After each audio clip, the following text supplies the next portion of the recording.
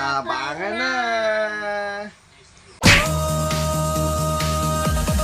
Hawak mo ang beat, hawak mo ang gabi, sa bawat galaw mo. Sa 1,005 speed. Pasok, pasok! Ganda ng ano, lipad talaga nito. Sok, sok, sok!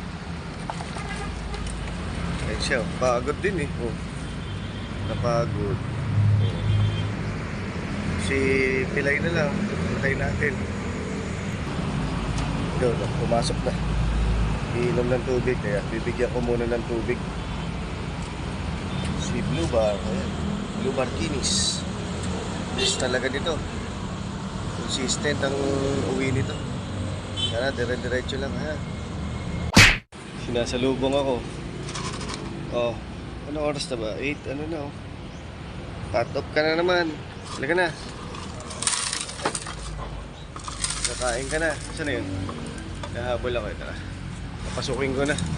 Naglilinis kasi ako sa baba eh. Yan na pala si Laipi. Pasok ka na. Yun, si Pilay. Nakababa kasi trapdoor. Ay, landing board ko nakasara pala.